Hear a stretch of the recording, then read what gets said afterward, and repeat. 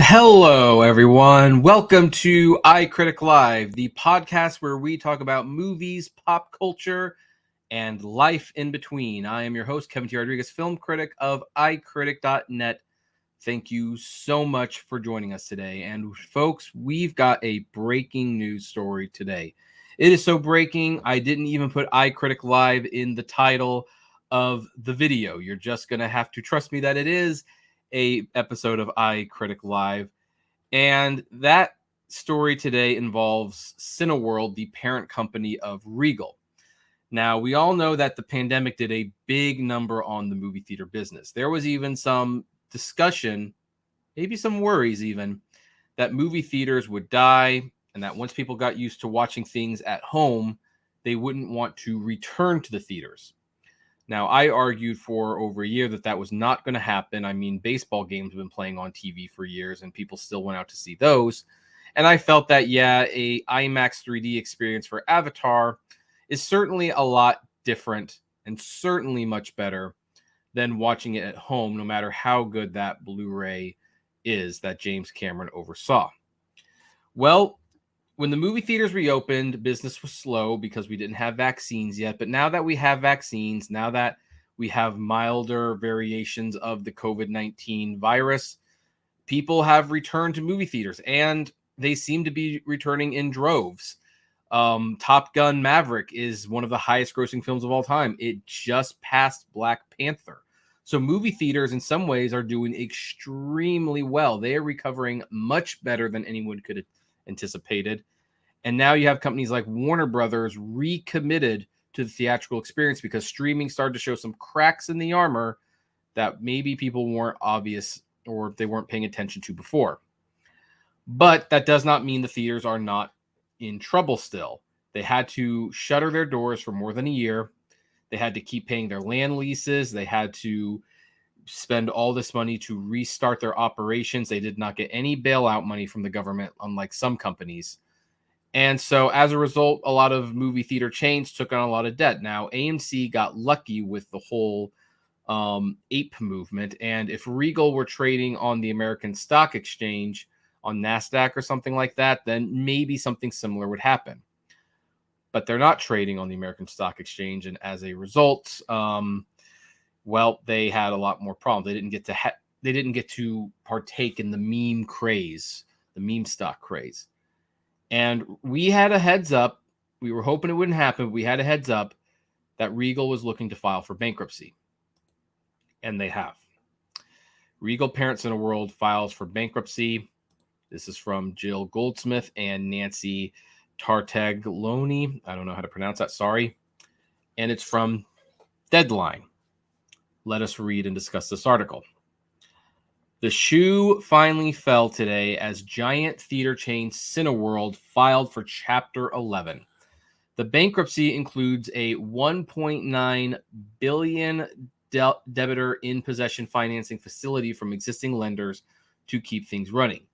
Cineworld expects to emerge from Chapter 11 in the first quarter of 2023, and meanwhile will pursue a real estate optimization strategy in the U.S., i.e. some closures or sales of theaters, along with, quote, engaging in collaborative discussions with U.S. landlords to improve U.S. cinema lease terms. So here's the thing. First of all, they're filing for Chapter 11. They're not filing for Chapter 7. Chapter 7 is an absolvency. That means they have no intention of running business as usual or even getting out of debt. They're going to liquidate their assets. They're going to sell off the chairs. You could probably buy some of those custom poster frames that are still at the theater, but they're getting rid of everything. It's not what's happening here. Chapter 11 is basically, all right, you get to run business as is, but you have to come up with a financial plan going forward. You have to restructure your company. You have to have a plan to pay off some debts. You have to come up with a plan that would be financially viable to pay off your obligations and continue to run at a profit. And you have to please the court in that case. So Chapter 11 is definitely the lesser of the two bankruptcies. That doesn't mean they're going to survive. It doesn't always mean that. Sometimes they go under anyway because the courts are not satisfied with the plan that is presented to them. But for the time being, it seems like the plan is to restructure, maybe close some theaters, maybe renegotiate the rent on some lands, and reemerge as a profitable chain again. Continuing, Cineworld is confident that a comprehensive financial restructuring is in the best interest of the group and its stakeholders, taken as a whole in the long term, the company said. Cineworld looks forward to working with its creditors and stakeholders to advance the group's efforts to restructure its balance sheet. And the balance sheet seems to be the big problem because aside from September, which had so few releases, they actually resorted to re-releasing Spider-Man No Way Home and lowering the ticket prices to $3 a ticket. For the most part, the box office has been very, very good. Now, movie theaters need more movies. It's great that the Batman basically kept theaters afloat in March. They can't do that forever. Going forward, they'll need multiple movies in theaters. But there are a lot of signs that next year the movie theater business will be much stronger than it is this year. The heavily indebted parent of Regal Cinemas filed in U.S. bankruptcy court for the Southern District of Texas. Cineworld had signaled distress last month and said measures it was considering, including voluntary bankruptcy. Here is what it said today. Cineworld Group PLC and its subsidiaries, a leading cinema operator in 10 countries, including the United States and the United Kingdom, with 747 sites and 9,139 screens globally, today announced that Cineworld and certain of its subsidiaries, collectively the Group Chapter 11 companies, have commenced Chapter 11 cases in the United States Bankruptcy Court for the Southern District of Texas.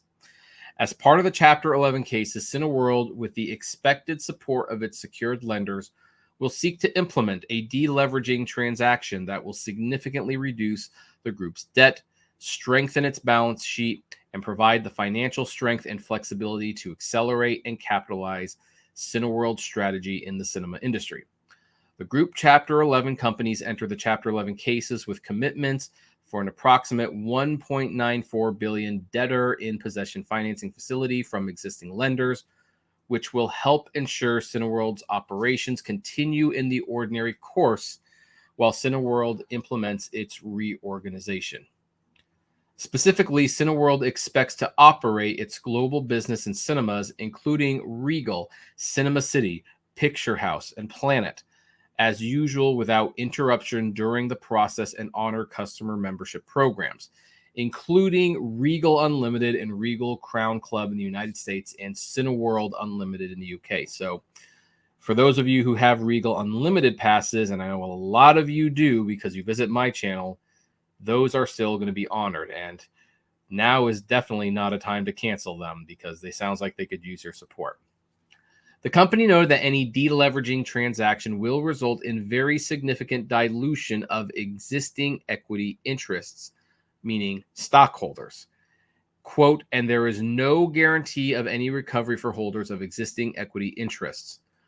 Basically, in the event that they cannot emerge from Chapter 11 bankruptcy successfully, if you own stock in this company, you're just SOL.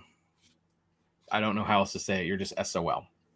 It doesn't expect the Chapter 11 filing to result in a suspension of trading in its shares on the London Stock Exchange. A proposed plan of reorganization will be filed in due course. Quote, the pandemic was an incredibly difficult time for our business, with the enforced closure of cinemas and huge disruption to film schedules that has led us to this point, said CEO Mookie Gradinger. What an awesome name that is, Mookie.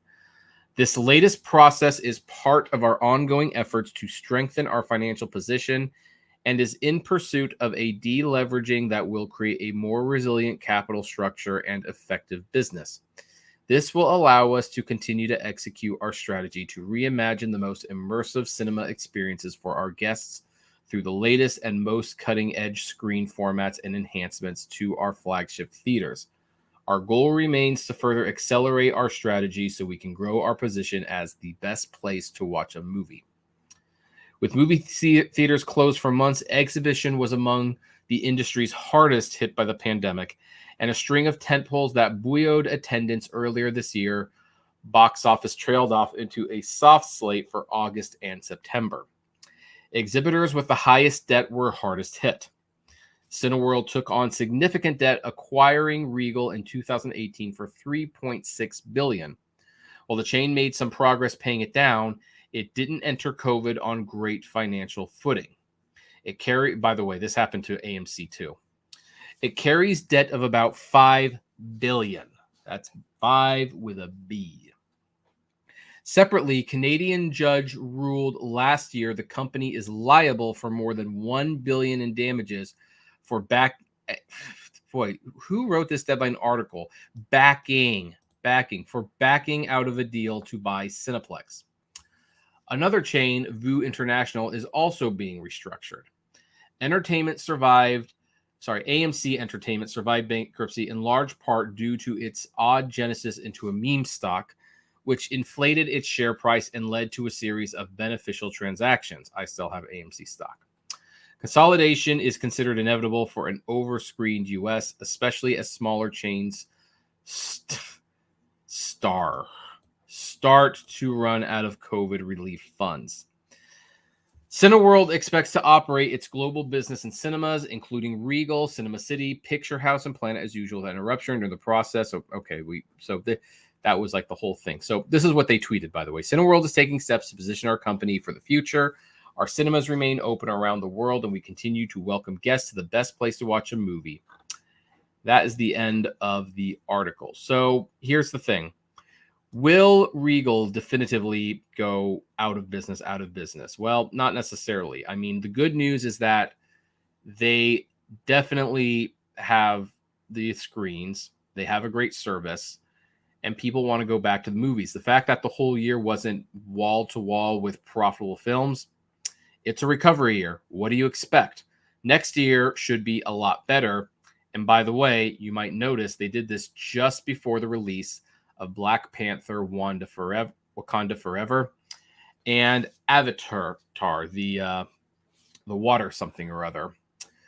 So they have two of potentially the biggest movies of the year coming out, which will be bringing in major bucks, which will definitely help their case with the bankruptcy courts that they are a viable business and that they can restructure. Now, there is always a possibility that maybe the restructuring plan is not looked upon very fondly by the courts, and they tell them your business is worth more liquidated than running. That can happen. It absolutely can happen. And right now, the shareholders are in the most vulnerable position. If you want to know what you can do on how to support Regal, I think it's pretty obvious. You can get a Regal Unlimited subscription. You can see your movies at Regal. And every time you go, you can buy a drink or popcorn or preferably both. It's up to you, really. Ultimately, I do think Regal's going to be fine. I have a hard time believing that they will not come out of this live, especially when they have two of the biggest movies of all time potentially coming out one after another in the next few months. And then next year is going to be a really good year for movies where it's going to be multiple blockbusters at multiple times. There's no reason these movie theaters should not be able to capitalize on that. So there you go. That is the news today. It was not entirely shocking. We were warned that it was probably going to happen, but now it's happened. I kind of wonder if Regal might be the first chain to team up with MoviePass now, because now they got to start thinking outside the box, right? They got to worry about bringing in new customers however they can. Who knows? Interesting things might be happening. But anyway, I would love to know what you think of this news, and if you think Regal's going to survive or not. Do you even go to a Regal? I'd love to know all these things. Comment below, like, favorite, share, subscribe, and as always, flame responsibly. Have a good one.